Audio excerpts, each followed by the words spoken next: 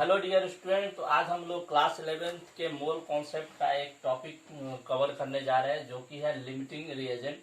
बेटा limiting reagent क्या होता है कि इसको आसान भाषा में समझने के लिए आइए हम लोग एक एग्जाम्पल के थ्रू इसको देखते हैं। क्या है कि ए और बी दो जो दोस्त थे वो शॉपिंग करने गए थे, है ना। अब दोनों का कंडीशन क्या था, दोनों ने कंडीशन क्या दे दिया कि भैया अगर 1 रुपया आप खर्च करोगे तो 1 रुपया हमको भी खर्च करना पड़ेगा। मतलब क्या कि अगर ए और बी दोनों जो है वो 1:1 के रेशियो में उनको खर्च करना था। अब मान लेते हैं कि ए ने 1,000 रुपया लेके गए जबकि बी कितना लेके गया, 2,000 रुपया। ठीक ना। तो अगर हम यहाँ देखेंगे कि पहले बार में ए ने खर्च किए 500 तो बी ने भी खर्च किए 500। क्यों? क्योंकि शुरू में ही हमने कंडीशन बना दिया था कि ये 1:1 के रेशियो में ये पैसा खर्च करना है। फिर ए ने दोबारा 500 खर्च किए तो बी ने कितना खर्च किया, 500। अब हम जब देख रहे हैं कि ए के पास जितना पैसा था वो क्या हो चुका है, खर्च, जबकि बी के पास अभी भी कितना बचा है, 1,000 और बचा है। तो जिसका पैसा सबसे पहले खर्च होगा वो हमारा क्या कहलाएगा, वो हमारा कहलाएगा लिमिटिंग रिएजेंट। क्या कहलाएगा बेटा, लिमिटिंग रिएजेंट। जबकि बी हमारा क्या हो जाएगा, एक्सेस अमाउंट। क्या हो जाएगा, एक्सेस अमाउंट। ए हमारा होगा लिमिटिंग रिएजेंट जबकि बी होगा हमारा एक्सेस अमाउंट। आ रही है बात समझ में सभी को? तो चलिए अब हम लोग ना, ये तो हमारा हो गया जनरल कंडीशन। लेकिन अगर हमको जब प्रश्नों को हल करना होगा, ये तो हमने आपको ये समझाया कि लिमिटिंग रिएजेंट होता क्या है। तो लिमिटिंग रिएजेंट क्या होगा, जो सब जिसका मोल, यानी मोल की भाषा में बात करें तो जिसका मोल सबसे पहले खत्म हो जाए, आंख बंद करके उसको लिमिटिंग रिएजेंट मानना है। ठीक ना। ये तो हो गया कंडीशन, मतलब कि हमने बताया आपको कि लिमिटिंग रिएजेंट होने का क्या कंडीशन है। अब चलिए प्रश्नों को हम कैसे हल करेंगे वो देखते हैं। इसको हम एक एग्जाम्पल के थ्रू समझेंगे तो बहुत अच्छा रहेगा। जैसे मैं थोड़ा सा इसको कंडीशन बना दूं, 2c और यहाँ 4c कर दिया। ठीक। अब सपोज करते हैं t बराबर 0 पे जब हमारा कोई रिएक्शन स्टार्ट हो रहा है तो a के जितने मोल थे वो थे 2 मोल और बी के कितने मोल थे, 4 मोल। ठीक। हमने क्या किया, t बराबर 0 पे ए के 2 मोल लिए और बी के 4 मोल लिए। अब मान लेते हैं स्टेप फर्स्ट, जैसे मैं यहाँ बता रहा हूँ ना स्टेप फर्स्ट, वैसे ही आपको करना है। स्टेप फर्स्ट में क्या करेंगे, सबसे पहले इसके मोल लिख लेंगे, है ना। मोल लिख लिया, ए का कितना मोल है, 2 मोल और बी का कितना मोल है, 4 मोल। ठीक। ए और बी के हमने मोल ले लिए। फिर क्या करेंगे, इसके बगल में जो स्टाइकोमेट्रिक कॉफिशिएंट होगा, जैसे ए के बगल में कुछ नहीं है तो यहाँ हम 1 ले लेंगे। तो 1 से हम क्या करेंगे, इसको डिवाइड कर दिए। क्या किए, 2 को हमने 1 से बेटा डिवाइड कर दिया। ठीक ना। फिर हम लोग क्या करेंगे, बी के बगल में कितना है, 2 है, तो फिर इसको हम 2 से डिवाइड कर देंगे। तो देखिए 2 को 1 से डिवाइड करेंगे तो यहाँ 1 आया और 4 को 2 से डिवाइड करेंगे तो यहाँ 2 आया, सॉरी यहाँ 2 आया। अब देखेंगे आप कि दोनों का मोल क्या हो गया, बराबर हो गया। क्या हो गया बेटा, बराबर हो गया।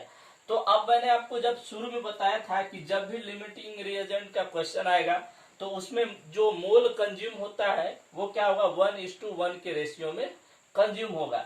तो जब दोनों का मोल बराबर हो जाए तो ये दोनों हमारा क्या कहलाएगा, लिमिटिंग रिएजेंट, LR कहलाएगा। ये भी हमारा LR कहलाएगा। यानी जो केमिकल रिएक्शन हमारा हो रहा था उसमें दोनों का मोल क्या हो जाएगा, कंज्यूम हो जाएगा। अब आइए बात करते हैं हम लोग प्रोडक्ट की। तो प्रोडक्ट में हमको कुछ नहीं करना है बेटा, सबसे पहले क्या करेंगे, C के बगल में जो स्टाइकोमेट्रिक कॉफिशिएंट है उसको हम लोग लिख लेंगे। ठीक। और जो हमारा LR रहेगा उससे हमको मल्टीप्लाई कर देना है उसमें। ये ट्रिक होता है। ठीक ना। ज्यादा दिमाग अगर नहीं लगाना है तो ऐसे आप आसानी से हल कर सकते हैं। तो 4 और इसके कितने मोल आए, 2, तो 4 गुने 2 करेंगे तो ये हमारा हो गया 8 मोल। तो जब मोल बराबर हो जाता है बेटा तब लिमिटिंग रिएजेंट दोनों का बराबर हो जाएगा, है ना। तो और प्रोडक्ट कितना बनेगा, तो जो इसके बगल में स्टाइकोमेट्रिक कॉफिशिएंट होगा उससे हमको LR, जो हमारा यह लिमिटिंग रिएजेंट आया है, उससे हम मल्टीप्लाई कर देंगे। तो ये ट्रिक होता है लिमिटिंग रिएजेंट को समझने का। आइए एक दूसरे एग्जाम्पल से हम इसको समझते हैं। चलिए हम एक ऐसा एग्जाम्पल ले रहे हैं ना, इसको लिख लिया, ठीक। अब हम इसको एक ऐसे एग्जांपल से समझते हैं, कैसे देखिए। सपोज करते हैं ए के पास कितना मोल है, 1 मोल है, ठीक, और बी के पास कितना मोल है, 4 मोल है, और हमसे पूछा क्या जा रहा है कि सी का मोल बताइए, सी के कितने मोल बनेंगे, है ना। तो सबसे पहले लिख देते हैं यहाँ पे t बराबर 0 पे ए का 1 मोल, बी का 4 मोल। तो स्टेप फर्स्ट में हमने आपको क्या बताया था कि जो मोल रहेगा उस मोल को लिखना है और उसके बगल में जो कॉफिशिएंट रहेगा उससे उसको डिवाइड कर देना है। तो 1 के बगल, ए के बगल में 1 कॉफिशिएंट, तो हमने उसको 1 से डिवाइड कर दिया। उसी प्रकार 4 को हमको किससे डिवाइड करना पड़ेगा बेटा, 2 से। तो यहाँ देखेंगे 1 आया और ये कितना आया, 2 आया, ठीक। अब यहाँ पे देखेंगे ए का 1 मोल है और बी का 2 मोल है, तो ए कितना मोल बचेगा बेटा, ए हमारा 1 मोल बनेगा, 1 मोल कंज्यूम होगा, सॉरी, और बी हमारा कितना मोल कंज्यूम होना चाहिए, ये भी 1 मोल कंज्यूम होना चाहिए, ठीक ना। यानी कि ए भी अगर 1 मोल होगा तो बी भी 1 मोल ही होगा।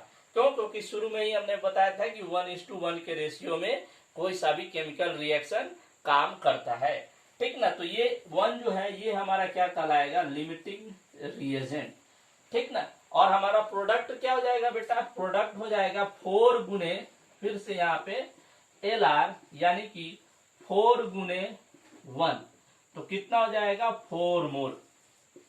तो हमारा C कितना बनेगा, 4 मोल। अच्छा, अगर पूछ दिया जाए कि B कितना अमाउंट बचेगा, B का अमाउंट बताइए, B का अमाउंट, तो हमको क्या करना है, जो इसका कॉफिशिएंट आया है 2 माइनस कर देंगे किसका, LR को, 2 माइनस LR, तो क्या हो जाएगा हमारा 2 माइनस 1 यानी कि 1 मोल। तो हमारा B 1 मोल बचेगा और C हमारा 4 मोल बनेगा, ठीक ना। इसको और भी तरीके होते हैं बहुत सारे, लेकिन ये सबसे आसान तरीका है, सबसे जो कहते हैं ना मिनिमम टाइम में मैक्सिमम नंबर ऑफ आउटपुट देने वाला तरीका है। इस तरीके से आप इसको हल करेंगे। जैसे मैं एक क्वेश्चन आपको दे रहा हूं, नीट 2020 का क्वेश्चन था, आइए उसको करते हैं। क्वेश्चन हम लोग देख लेते हैं।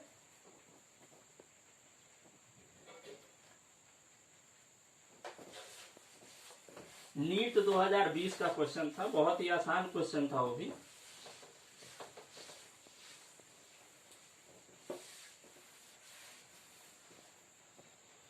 क्वेश्चन था N2 प्लस 3H2 और इससे हमारा बना था 2NH3। ये हमारा क्वेश्चन का पैटर्न था। बाबू इसको थोड़ा सा ले जाओ तो जल्दी से डाउनलोड होके आएगा, डाउनलोड नहीं हो रहा क्वेश्चन, है ना। तो N2 प्लस 3H2 और इससे बना था 2NH3, है ना। अब इसमें क्या दिया गया था क्वेश्चन को वो बता रहा हूं आपको, ठीक ना। थोड़ा सा 1 मिनट रुक जाइए, पेपर डाउनलोड हो रहा है। चलिए इसमें और देखते हैं हम लोग दूसरे तरीके से। तो मान लेते हैं सपोज क्या कि ए के N2 के हमारे पास कितने मोल थे, N2 के 2 मोल थे, जबकि H2 के हमारे पास 9 मोल थे। तो हमसे पूछा गया था क्या कि अमोनिया के कितने मोल बनेंगे, ठीक ना। t बराबर 0 सेकेंड पे मान लेते हैं N2 के 2 मोल है, H2 के 9 मोल है, ठीक ना, और अमोनिया का हमारा कितना मोल होगा। तो सबसे पहला काम आपको हम क्या क्या क्या करना है बताए थे अभी, कि सबसे पहले क्या करेंगे, 2 लिखेंगे और इसके बगल में कॉफिशिएंट कितना है 1, 2 को 1 से डिवाइड कर देंगे, ये आ जाएगा 2। फिर उसके बाद क्या करेंगे, लिखेंगे इसका मोल 9 और उसके बगल में कॉफिशिएंट कितना है 3, इसको जब हम डिवाइड करेंगे तो ये आ जाएगा 3 मोल। अब आपको बताए थे कि जो सबसे छोटा होगा वही हमारा क्या होगा, तो ये 2 हमारा छोटा है, तो यही हमारा हो जाएगा LR, लिमिटिंग रिएजेंट। तो अमोनिया कितना बनेगा, तो अभी हमने आपको बताया था कि क्या करना है, इसके बगल में जो कॉफिशिएंट रहेगा उसको लिखना है और इंटू कर देना है हमारा LR को। तो हो जाएगा 2 इंटू 3 यानी कि 6, सॉरी 2 इंटू 2 यानी कि 4 मोल। कितना बनेगा अमोनिया हमारा, 4 मोल। तो ये मैंने आपको प्रैक्टिस के लिए क्वेश्चन करवाया था, है ना, कोई दिक्कत इसमें। चलिए एक क्वेश्चन हम लोग देख लेते हैं पास्ट पेपर।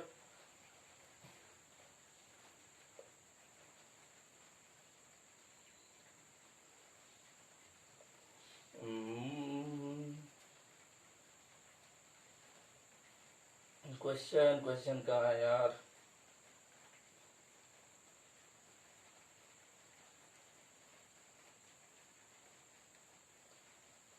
हाँ देखिए क्वेश्चन क्या था। क्वेश्चन ये था बेटा, the number of moles of hydrogen molecule required to produce 20 mole of ammonia through Haber process. यही क्वेश्चन था। मतलब क्या, ये नीट 2019 का क्वेश्चन है कि number of moles of hydrogen molecule required to produce 20 moles of ammonia through Haber process. यानी कि जो अमोनिया था वो कितना था, 20 मोल था बना हुआ, ठीक है ना, 20 मोल अमोनिया था। और हमसे पूछा क्या गया था कि आप बताइए कि जो हमारा हाइड्रोजन है वो कितना मोल होगा। ठीक, अब देखिए क्वेश्चन ये बहुत आसान है। सबसे पहले आपको क्या करना है, ये देखिए ये बेटा होता है हैबर प्रोसेस। ठीक, तो हमने आपको अभी ट्रिक क्या बताया था कि जो अमोनिया का मोल होगा, NH3 का जो मोल है वो बराबर होगा 2 इंटू LR के, 2 इंटू LR के। यानी अगर इसमें हम देखेंगे 2 इंटू LR बराबर कर देंगे 20 मोल, तो यहां से हमारा LR कितना आ जाएगा, 10। यानी कि लिमिटिंग रिएजेंट जो हमारा आया 10 मोल आया। ठीक, 10 मोल आ गया। कुछ नहीं करना है, बस आके हमको क्या करना है इधर। अब देखिए हमसे पूछा गया था कि मोल बताइए किसका, हाइड्रोजन का। कुछ नहीं करना है। अभी हमने आपको स्टेप बताया था क्या, कि जिसका जो मोल रहेगा और उसके बगल से हम लोग को क्या करना है, स्टाइकोमेट्रिक कोफिशिएंट को डिवाइड करना है। तो n/3। ठीक, इसका भी क्या हो जाएगा, इसके बगल में कुछ नहीं है तो n/1। यानी कि अगर देखें तो यहां से हमारा n का वैल्यू कितना आ गया, 10 आ गया। 10 आया ना, N2 के लिए 10 आया। मोल्स ऑफ नाइट्रोजन कितना हो गया, 10। अगर हम हाइड्रोजन की बात करें तो कितना आ जाएगा, n/3 बराबर हो जाएगा 10। यानी कि number of moles of ammonia कितना, हाइड्रोजन कितना हो जाएगा, 30 मोल। और यही आंसर भी था शायद, एक सेकेंड, हाँ यही आंसर, ऑप्शन नंबर डी जो था वो हमारा सही हो जाता है ना। ऑप्शन नंबर डी हमारा, एक सेकेंड, ऑप्शन नंबर डी हमारा सही हो जाता है। तो इस तरीके के क्वेश्चन बहुत आसान होते हैं, आप बना सकते हैं। लिमिटिंग रिएजेंट के क्वेश्चन बहुत इजी होते हैं। आइए एक और कोई क्वेश्चन करके देखते हैं जो इसके रिगार्डिंग पूछा गया हो।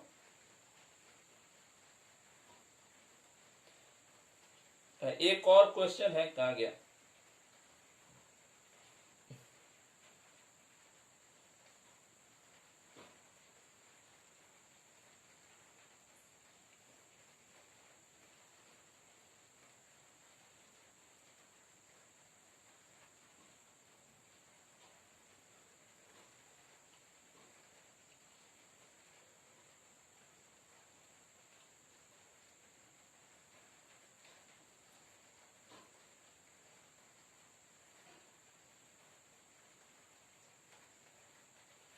हाँ ये क्वेश्चन क्या है, क्वेश्चन दिया हुआ है, how many moles of lead two chloride, यानी HgCl2 रहा होगा, HgCl2 will be formed from a reaction 6.5 gram plumbous oxide and 3.2 gram HCl।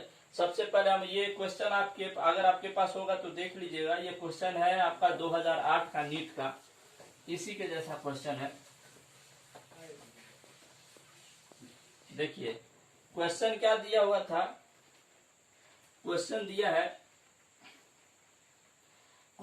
है कि प्लम्बस ऑक्साइड है, PbO है, और साथ में हमारा HCl है, और इससे हमारा बन क्या रहा है बेटा, तो हमारा रिएक्शन होता है PbCl2। PbCl2 हो गया, और साथ में हमको जल मिलेगा H2O। सबसे पहले हमको इसको क्या करना पड़ेगा, बैलेंस कर देते हैं। तो बैलेंस कैसे करेंगे, क्लोरीन इधर 2 है, 2 क्लोरीन हम लगा दिए, ठीक ना। तो शायद ये हमारा रिएक्शन अब बैलेंस हो गया, हाइड्रोजन है ना। अब दिया क्या है बेटा, आपको दिया है 6.4 ग्राम, ये है 6.4 ग्राम आपका प्लम्बस ऑक्साइड है, और आपका दिया है 3.2 ग्राम HCl दे रखा है, ठीक, ये दे रखा है, ठीक ना। अब देखिए सबसे पहला काम क्या करेंगे, जब आपको ग्राम में दिया रहे तो स्टेप फर्स्ट में आपको क्या करना है बेटा, इसका मोल निकालना है। तो मोल निकालोगे 6.5 और प्लम्बस ऑक्साइड का कितना हो जाएगा 2 to 4, इसमें दे रखा है सर। हाँ 2 to 4 हो जाएगा। और HCl का कितना होता है 3.2 को डिवाइड करेंगे 36.5 से, तो ये इसका मोल निकल के आ जाएगा ना, मोल निकल के आ जाएगा। इसको जब हम डिवाइड करेंगे तो ये लगभग 650 है, तो ये आ जाएगा 0.029। और जब इसको हम डिवाइड करेंगे तो ये आ जाएगा 0.087। तो हमने सबसे पहले क्या किया, दोनों का मोल निकाल लिया। अब हमको क्या करना है, स्टेप सेकंड में क्या करेंगे बेटा, स्टेप सेकंड में हम इसके बगल में जो स्टाइकोमेट्रिक कोफिशिएंट है उससे डिवाइड कर देंगे।